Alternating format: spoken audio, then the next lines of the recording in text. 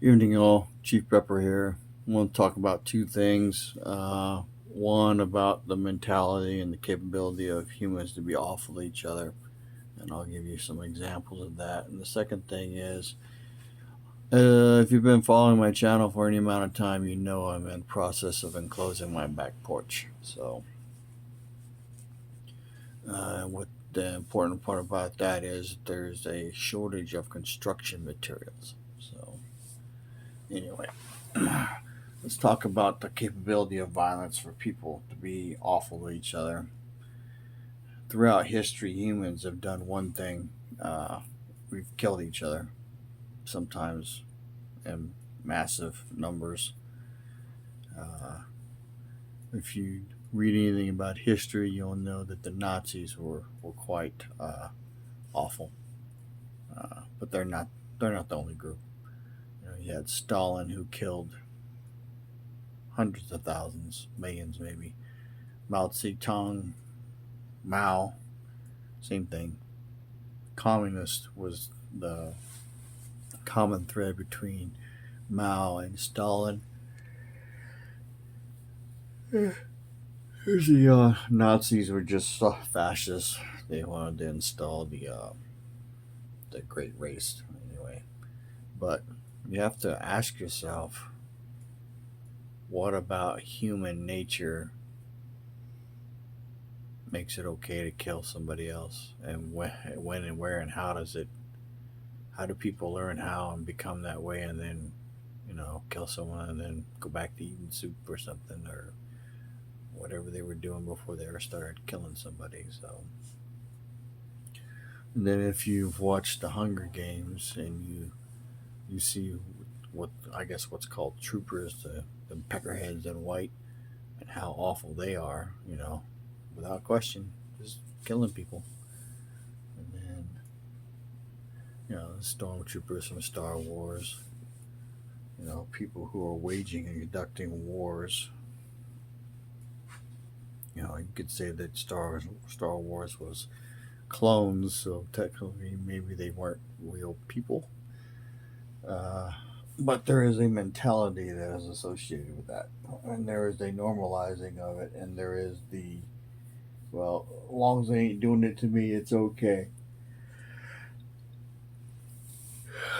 People, people don't understand that the Nazis were awful to the Jews, but they were awful to their own people and to basically anybody who resisted what they wanted.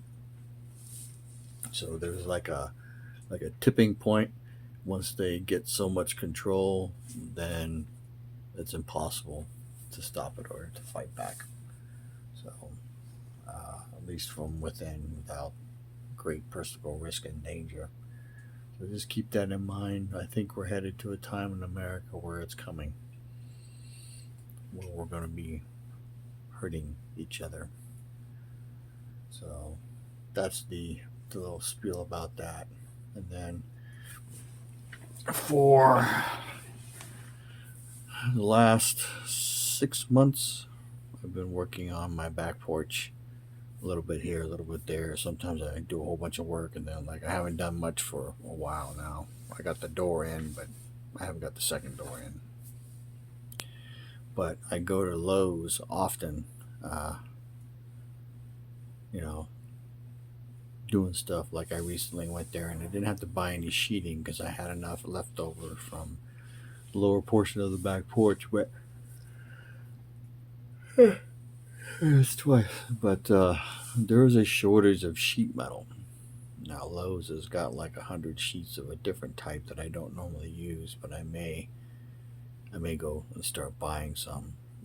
So the gist of the video is, if you have any major construction projects you're doing, whether it be fence, because I think the 2x4s are down to four something a board, so $4. I don't remember how much, which is down from the 7.95 and 8.30 something it was over last summer. Uh, there didn't seem to be a shortage of nails or screws, but that's probably coming. And then But sheet metal seems to be a problem. Like the corrugated steel, the 12-foot sheets and the 8-foot sheets, they didn't have any of that. They had some of the, I don't know what it's called.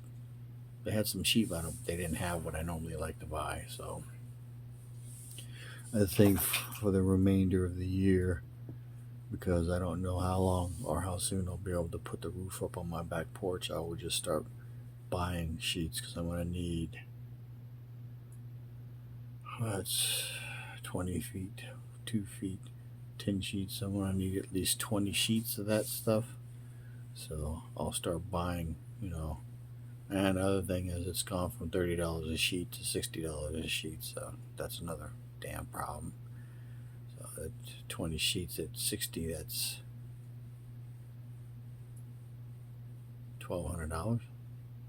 Yeah, $1,200 just for the roof material. So that doesn't count the screws and the boards and all that. Yeah, it's a bad deal. But basically, what I'm saying is there's a shortage of materials. So if you have a plan to do a project, or if you're in the middle of one, you need to plan and program in the lack of materials in order to get your job done. Keep that in mind. You know, and then maybe you got to buy stuff when it's available and not when you want to. So anyway, it's Wednesday night. Seems like every day things are getting worse. So information is even more important, and it is even more powerful, and it is knowledge. So information is knowledge and power. Keep that in mind. Prepper out.